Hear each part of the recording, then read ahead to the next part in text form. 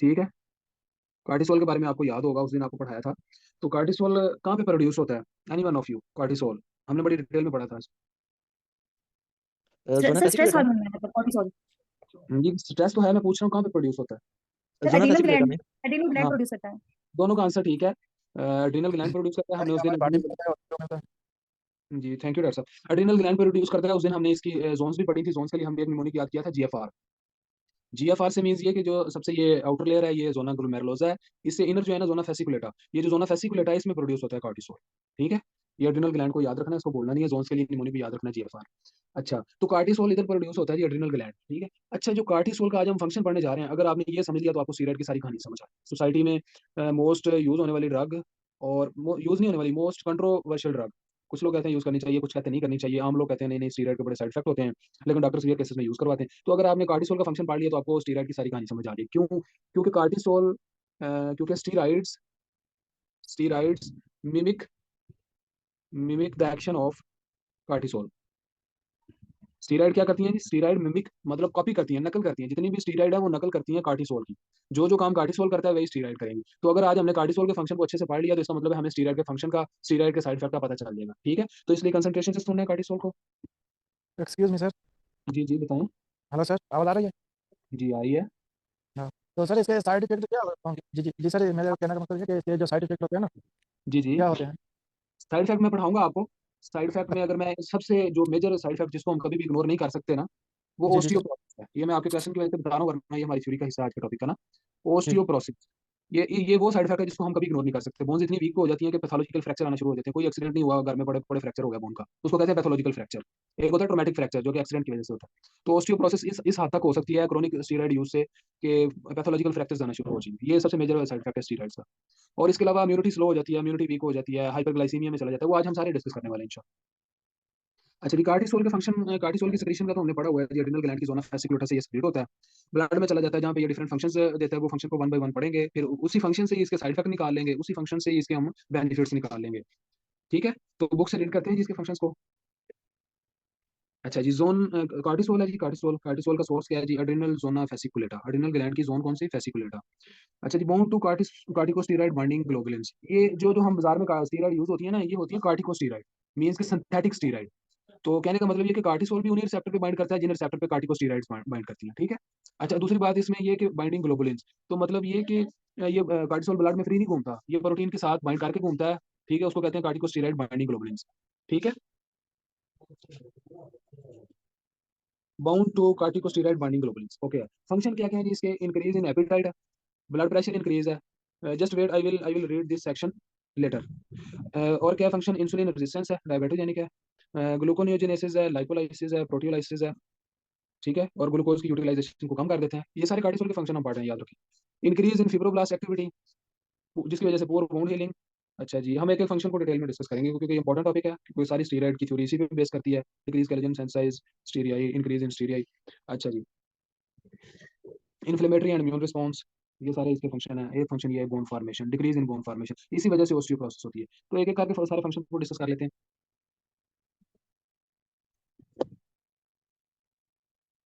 अच्छा जी, एपिटाइट बढ़ गई, इसमें तो कोई लॉजिकल बात नहीं, सिंपल सी बात है, एपिटाइट बढ़ जाएगी।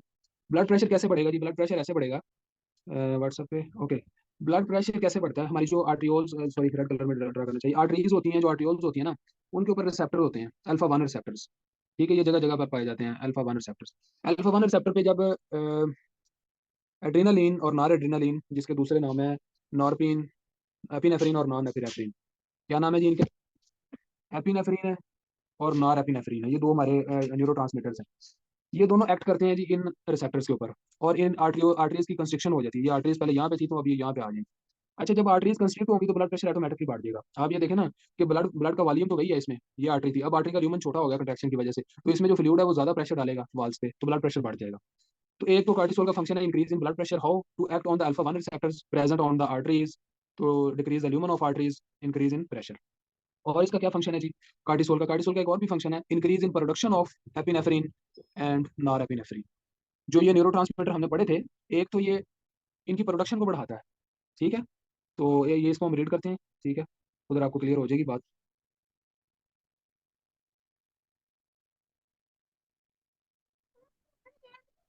ओके जी, रीड दिस।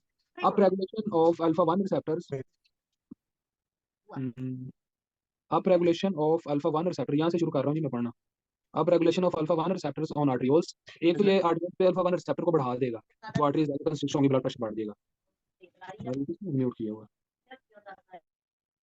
सर उसामा है, उसामा भाई को आप अनम्यूट कर करें। दिया, कर दिया मैंने, कर दिया। अच्छा, दूसरा इसका फंक्शन क्या है जी? Increase the sensitivity to norepinephrine and epinephrine. जब अल्फा 1 रिसेप्टर्स बढ़ जाएंगे तो एपिनेफ्रिन और नॉन एपिनेफ्रिन की सेंसिटिविटी ऑटोमेटिकली बढ़ जाएगी। जितने ज्यादा रिसेप्टर होंगे उतना ज्यादा एक्शन होगा, तो जितना ज्यादा एक्शन होगा उतनी आर्टरी ज्यादा कंस्ट्रिक्ट होंगी, तो ब्लड प्रेशर उतना ज्यादा बढ़ जाएगा। ये है जी मैकेनिज्म ब्लड प्रेशर बढ़ने का। अच्छा जी, at high concentration can bind to mineralocorticoids, ये भी एक फंक्शन है जी कॉर्टिसोल का। ये कैसे फंक्शन होता है जी? जैसा कि हमने पढ़ा था एड्रिनल ग्लैंड की जोना ग्लोमेरुलोसा जो है ना, अपर जोन जो आउटर जोन जो है, ये वाली ग्लोमेरुलोसा, ये प्रोड्यूस करती है जी एल्डोस्टेरॉन। और एल्डोस्टेरॉन का फंक्शन कहाँ पे होता है जी? किडनी के ऊपर। किडनी के ऊपर एक्ट करता है और साल्ट की अब्जॉर्प्शन को बढ़ा देता है, ठीक है, सोडियम की। तो सोडियम जब ज्यादा अब्जॉर्ब होगा तो उसके साथ वाटर भी ज्यादा अब्जॉर्ब होगा। जब दोनों चीजें ज्यादा अब्जॉर्ब होंगी तो ब्लड का वॉल्यूम बढ़ जाएगा, ब्लड का वॉल्यूम जब बढ़ेगा तो ब्लड प्रेशर बढ़ जाएगा। तो इसी तरह जब कॉर्टिसोल एक्सेस अमाउंट में हो जाता है तो ये एल्डोस्टेरॉन वाला काम भी शुरू कर देता है। जो एल्डोस्टेरॉन के रिसेप्टर है ये उधर भी एक्शन करता है, ठीक है।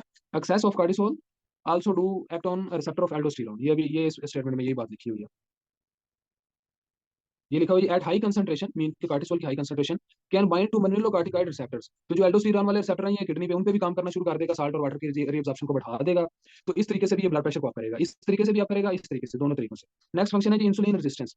तो ये इंसुलिन की रेजिस्टेंस कराता है जिसकी वजह से हाइपरग्लाइसीमिया हो जाता है। ये हाइपरग्लाइसीमिया का एक फैक्टर है, मैं 5 फैक्टर बताऊंगा कार्टिसोल की जो हाइपरग्लाइसीमिया करवाएंगे, ठीक है। इसका मतलब ये है कि जिन पेशेंट को स्टीरॉइड लग रही है उनकी शुगर जरूर चेक करें, उनकी शुगर शुगर बढ़ जाएगी, ठीक है। अगर डायबिटीज का पेशेंट है तो उसको तो जरूर मॉनिटर करें ड्यूरिंग द कार्टिकोस्टीरॉइड ट्रीटमेंट। किसी वजह से, फॉर एग्जाम्पल एक पेशेंट है उसको लंग्स का सीवियर प्रॉब्लम हो गया, अस्थमा हो गया सीवियर, उसको स्टीरॉइड देनी पड़ गई, ये हमारी मजबूरी है। तो अगर वो पेशेंट डायबिटिक है तो उसकी बीएसआर जरूर चेक करवाते रहे, ग्लूकोज का लेवल, क्योंकि वो बढ़ना ही बढ़ना है स्टीरॉइड की वजह से, इसलिए उसको इंसुलिन की डोज ज्यादा देनी पड़ेगी। अच्छा, नेक्स्ट फंक्शन ग्लूकोनियोजेनेसिस मींस के formation of glucose from other sources. तो ये भी एक फैक्टर हो गया हाइपरग्लाइसीमिया का, ग्लूकोज बढ़ जाएगा।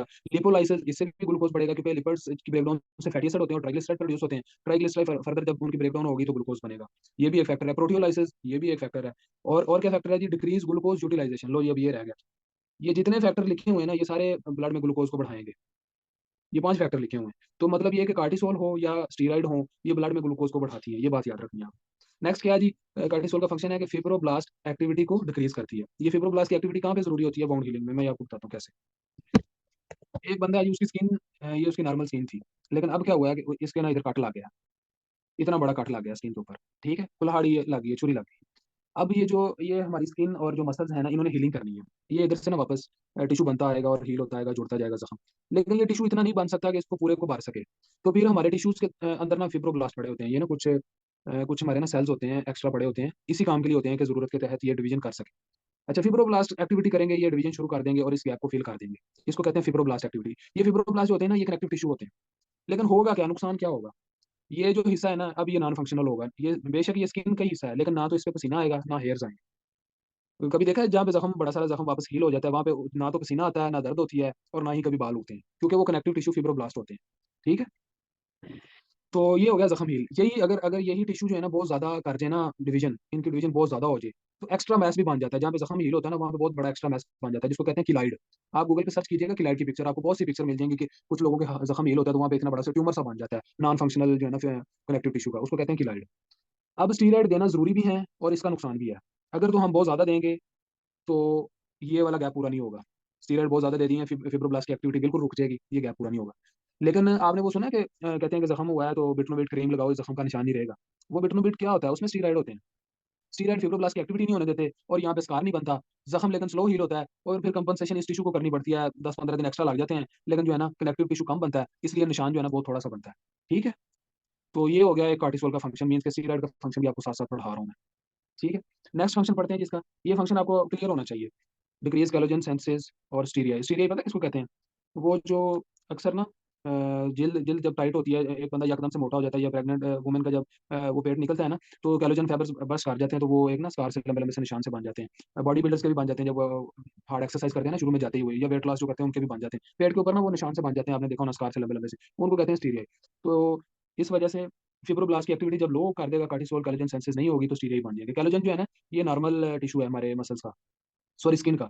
कैलोजन ना होगा तो स्किन नहीं बनेगी, कैलोजन जरूरी है। फिब्रोब्लास्ट जो है ये जरूरी है कंपनसेट करने के लिए टिश्यू को, ओके है जी। कार्टिसोल क्या करेगा, फिब्रोब्लास्ट की एक्टिविटी को भी स्लो करता है और कैलोजन की एक्टिविटी को भी स्लो करता है, याद रखना। और क्या है जी, decrease inflammation immune response. Cortisol inflammatory response को भी कम कर देता है। उसका एक फायदा होता है, एक नुकसान होता है। फायदा ये होता है कि पेन नहीं होती, रेडनेस नहीं होती, कॉम्प्लिकेशन नहीं आती, सुकून में रहता है पेशेंट। नुकसान क्या होगा कि इन्फ्लेमेशन एक प्रोडक्टिव रिस्पांस है, जिसने बैक्टीरिया और वायरसेस को मारना भी है, रिपेयर भी करनी है, टिश्यू रिपेयर भी इन्फ्लेमेशन ने करनी है। ये सारे इन्फ्लेमेशन के जो है ना साइड बेनिफिट्स होते हैं, वो कम हो जाएंगे। जो वाउंड 10 दिन में हील होना था वो 15 दिन में होगा, लेकिन पेशेंट को पेन नहीं होगी, क्योंकि इन्फ्लेमेशन को हमने कंट्रोल किया हुआ है। इम्यून रिस्पांस भी स्लो हो जाएगा, वायरसेस और बैक्टीरिया और फॉरेन बॉडी आहिस्ता आहिस्ता मरेंगी, क्योंकि हम कार्टिसोल या स्टीरॉइड दे रहे हैं पेशेंट को। ये एक्चुअली हम कार्टिसोल के फंक्शन पढ़ रहे हैं। Inhibits the production of leukotrienes. Leukotrienes क्या होती हैं? ल्यूकोट्रीन्स प्रोटीन्स होती हैं, सिग्नलिंग प्रोटीन। जो इन्फ्लेमेशन होती है ना, तो जो मैक्रोसाइट्स होते हैं, डेंड्राइट सेल होते हैं, वो बैक्टीरिया को खाते हैं। खाने के बाद इंटरल्यूकिन रिलीज करते हैं। इंटरल्यूकिन जाके बोन मैरो पे एक्ट करती हैं, ब्लड पे जो ल्यूकोसाइट्स पड़े होते हैं, न्यूट्रोफिल, एसिनोफिल, बेसोफिल, उनको अट्रैक्ट करके at the site of infection ले आती है कि आज भाई इधर मसला हो गया, इधर जंग लग गई है, सारे लोग इधर पहुंच जाए। ल्यूकोसाइट्स जो है ना, लिम्फोसाइट्स, एसिनोफिल्स, बेसोफिल्स, वो सारे अट्रैक्ट होते हैं। वो किसकी वजह से अट्रैक्ट होते हैं? ल्यूकोट्रीन्स की वजह से। ये सिग्नलिंग प्रोटीन है। ये इन्फ्लेमेशन की साइड से सिक्रीट होती हैं और पूरे ब्लड और बोन मैरो में फैल जाती हैं। कुछ जो है ना अट्रैक्ट करती हैं, कुछ बोन मैरो पे एक्ट करके ना मोर मोर प्रोडक्शन करवाती हैं। तो ये इन्फ्लेमेशन में पड़ेंगे डिटेल में, चलो। अच्छा, इनहिबिट्स डब्ल्यूपीसी इनहिजन। तो न्यूट्रोफिलिया नहीं होंगे तो क्या होगा? इम्यून रिस्पॉन्स लो हो जाएगा। ब्लॉक हिस्टामिन, ये इन्फ्लेमेशन का पहला स्टेप है। हिस्टामिन रिलीज होती है तो वेजोडाइलेशन होती है। जब हिस्टामिन नहीं रिलीज होगी तो वेजोडाइलेशन नहीं होगी, वेजोडाइलेशन नहीं होगी तो इन्फ्लेमेशन नहीं होगी, इन्फ्लेमेशन नहीं होगी तो इम्यूनिटी जो है ना डाउन हो जाएगी। असिनोपिनिया, पीनिया कहते हैं डिफिशियंसी ऑफ असिनोफिल। पीनिया जहाँ पे आएगा ना, वो उसका मतलब है डिफिशियंसी। जहाँ पे आएगा साइटोसिस, उसका मतलब है increase in number of cells. अगर कहना रिथ्रोसाइटोसिस तो मतलब रिथ्रोसाइट बढ़ गया। अगर कहना रिथ्रोपीनिया तो मतलब रिथ्रोसाइट कम हो गए हैं। असिनोपिनिया, लिम्फोपीनिया मतलब ये कम हो जाएंगे, ठीक है, कार्टिसोल की वजह से। Block interleukin 2 production, decrease bone marrow. ये बात को अच्छी तरह पढ़ ले। ऑस्टियोब्लास्ट एक्टिविटी, इसी वजह से ही ऑस्टियोप्रोसेस होती है और बोन्स में पैथोलॉजिकल फ्रैक्चर आती है, स्टीरॉइड के यूज की वजह से। तो कार्टिसोल का नॉर्मल फंक्शन भी यही है। जब स्ट्रेस होगी ना तो कार्टिसोल रिलीज होगा, और कार्टिसोल रिलीज होने से बोन फॉर्मेशन रुक जाएगी, इम्यूनिटी स्लो हो जाएगी, इन्फ्लेमेशन बंद हो जाएगी, फिब्रोब्लास्ट एक्टिविटी स्लो हो जाएगी, और ब्लड में ग्लूकोज का लेवल बहुत बढ़ गया है स्ट्रेस की वजह से। तो ये आज एक और फैक्टर मैंने आपको बढ़ा दिया स्ट्रेस से रिलेटेड, कि टेंशन से शुगर कैसे बढ़ती है। यहाँ तक किसी का कोई क्वेश्चन है तो पूछने, फिर आगे चलते हैं। आई होप कि आपको अच्छी समझ आई है कार्टिसोल के जो सारे फंक्शन। आई होप के थोड़े एक्सप्लेनेशन ज़्यादा थी, मैं और ज़्यादा नहीं करना चाहता, कहीं बोर ना हो जाए। तो डॉक्टर शकील अहमद है हमारे पार्टिसिपेंट। डॉक्टर शकील अहमद, यहाँ तक क्लियर है आपको? क्लियर है sir. Thank you doctor. Next हम इसका ना ये रेगुलेटरी मैकेनिज्म थोड़ा सा डिस्कस कर लेते हैं। ये वाला जो है ना, ये डायग्राम और ये चीज़, इसको मैं जूम भी कर लेता हूँ, ठीक है। अच्छा जी, इसका रेगुलेटरी मैकेनिज्म ये है कि हाइपोथैलेमस से शुरू होता है काम। हाइपोथैलेमस रिलीज करता है, स्ट्रेस की वजह से रिलीज करेगा ये, या फिर ये कार्डियनिक रिदम है, ये एक नेचुरल रिदम है। उसकी वजह से हाइपोथैलेमस पे एक्शन होगा, हाइपोथैलेमस रिलीज करेगा कार्टिकोट्रोफिन रिलीजिंग हार्मोन। ये एक्ट करेगा नेक्स्ट पिट्यूटरी पे जाके, पिट्यूटरी रिलीज करेगा एड्रीनो कार्टिकोट्रोफिन हार्मोन। एड्रीनो कार्टिकोट्रोफिन हार्मोन आगे आके एक्ट करेगा एड्रिनल ग्लैंड पे, एड्रिनल ग्लैंड रिलीज करेगा कार्टिसोल। और कार्टिसोल वो सारे फंक्शन परफॉर्म करेगा जो अभी अभी हमने पढ़े हैं, ठीक है। इन्फ्लेमेशन को स्लो करेगा, इम्यूनिटी को स्लो करेगा, हाइपरग्लाइसीमिया करवाएगा, ब्लड प्रेशर को बढ़ाएगा। तो एक्चुअली ये स्ट्रेस में हमारी हेल्प भी करता है, ठीक है ना, कार्टिसोल। तो ब्लड प्रेशर को बढ़ाता है, ये भी एक इसका अच्छा फंक्शन भी है। बात हाइपोटेंशन में पेशेंट हो ना, ब्लड प्रेशर बहुत ज्यादा डाउन हो, तो हम उसको कार्टिकोस्टेरॉइड इंजेक्ट भी कर देते हैं ताकि उसका ब्लड प्रेशर मेंटेन हो जाए। सर्जरी में अक्सर करना पड़ जाता है। अच्छा जी, नेक्स्ट क्या है जी, डाउनस्ट्रीम कार्टिसोल फंक्शंस। ये वो सारे फंक्शन कार्टिसोल के जो अभी हमने पढ़े हैं वो परफॉर्म होंगे। तो ये है, इसके बारे में एक ये स्टेटमेंट दी हुई है, ये एक ना निमोनिक दिया हुआ है। यहाँ से पढ़ने लगा हूँ जी स्टूडेंट्स, इधर से। Cortisol is a big fib, ये एक निमोनिक है, इसके फंक्शन को याद करने का। ए से एपिटाइट है, बी से ब्लड प्रेशर है, आई से जो है ना इंसुलिन है, रेजिस्टेंस है, जी से जो है ना ग्लूकोन नियोजनेसिस है। ये एक निमोनिक है, इसके सारे फंक्शन को याद करने का। याद आपको वैसे फंक्शन याद होने चाहिए, निमोनिक नहीं याद रहते। अच्छा, ये इधर एक बात लिखी हुई है, exogenous corticosteroids can cause reactivation of TB. आप डॉक्टर मुझे हमारे पास पार्टिसिपेंट्स हैं जी। डॉक्टर ईशा, क्या आप बता सकती हैं कि कार्टिसोल या कार्टिकोस्टेरॉइड टीबी को कैसे एक्टिव करते हैं? क्या आप बता सकते हैं इस बारे में? हमारी फर्स्ट एड में एक स्टेटमेंट लिखी हुई है कि टीबी को कैसे एक्टिव करते हैं, रीएक्टिवेशन ऑफ टीबी। एक्सोजेनिस मतलब बाहर से कार्टिकोस्टेरॉइड देते रहे ना अगर, तो टीबी एक्टिव हो जाता है। Any one of you? Sir allergy की वजह से। No doctor, think another reason. मैंने अभी भी पढ़ाई आपको, इसलिए पूछ रहा अहमद भाई सर, हूँ। जी जी, अहमद भाई जवाब देना चाहते हैं। Most doctor, most welcome. हम बोलो। हाँ बिल्कुल correct answer doctor. Great great person. ये पीछे बैठ के सुन रहे हैं लेक्चर को, इन्होंने आंसर कर दिया है। इन्होंने ज्वाइन भी नहीं किया, और डॉक्टर मोहसन के फोन से सुन रहे हैं actually. Good answer doctor. Doctor Ahmed Irfan, thank you so much. Immunosuppressant, all doctors please listen carefully. ये इम्यूनिटी को वीक करते हैं कार्टिकोस्टेरॉइड। तो जब इम्यूनिटी वीक होगी तो टीबी के बैक्टीरिया जो पड़े हुए हैं वो दोबारा एक्टिव हो जाएंगे, वो दोबारा डिवीजन शुरू करेंगे, इन्फेक्शन दोबारा कॉज करेंगे, ठीक है। इसी तरह कैंडिडियासिस, कैंडिडियासिस फंगल इन्फेक्शन को बोलते हैं। फंगल इन्फेक्शन भी दोबारा से हो जाएगा अगर इम्यूनिटी वीक होगी। कॉर्टिकोस्टेरॉइड जो पेशेंट ले रहे हैं उनमें टीबी का रिस्क ज्यादा होता है, बल्कि उनमें ऑल इन्फेक्शियस डिजीज का रिस्क ज्यादा हो जाता है क्योंकि इम्यूनिटी वीक होती है। अच्छा, इसमें मैकेनिज्म दिया हुआ है, ब्लॉक्स इंटरल्यूकन 2 प्रोडक्शन। तो कॉर्टिकोस्टेरॉइड जो है ना इंटरल्यूकन 2 की प्रोडक्शन को ब्लॉक करेंगे, इस वजह से ये इम्यूनिटी वीक होती है। ठीक है, यहाँ तक क्लियर है जी हमारा कार्टिसोल। इसकी रेगुलेशन थोड़ी सी पढ़ लें, प्लीज अनम्यूट।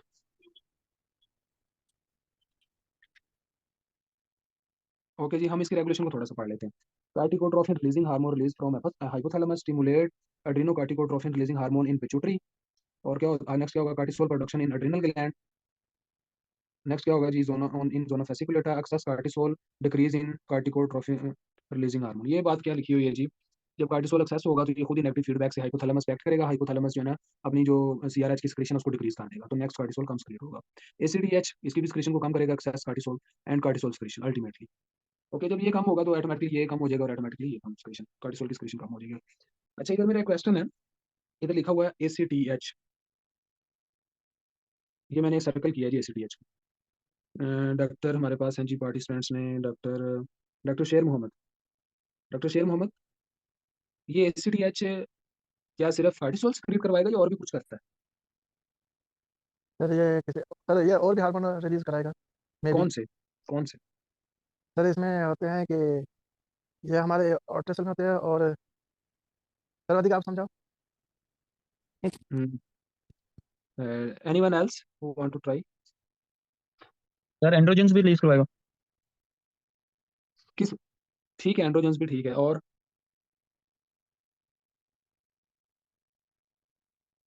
ले जी सुने, हाइपोथैलेमस से क्या रिलीज हुआ था, कार्टिकोट्रोफिन रिलीजिंग हार्मोन। ये एक्ट किया था पिट्यूटरी पे, एंटीरियर लोब पे। पिट्यूटरी से क्या रिलीज हुआ था, एड्रीनो कार्टिकोट्रोफिन रिलीजिंग हार्मोन। ठीक है, यही रिलीज हुआ था ना एसीटीएच। ये एसीटीएच जो है कार्टिकोट्रोफिन रिलीजिंग हार्मोन एसीटीएच अगर कहाँ पे एक्ट कर रहा है, एड्रिनल ग्लैंड पे। तो जो जो हार्मोन एड्रिनल ग्लैंड बनाता है सारे रिलीज होंगे इसकी वजह से। कौन कौन से बनाता है?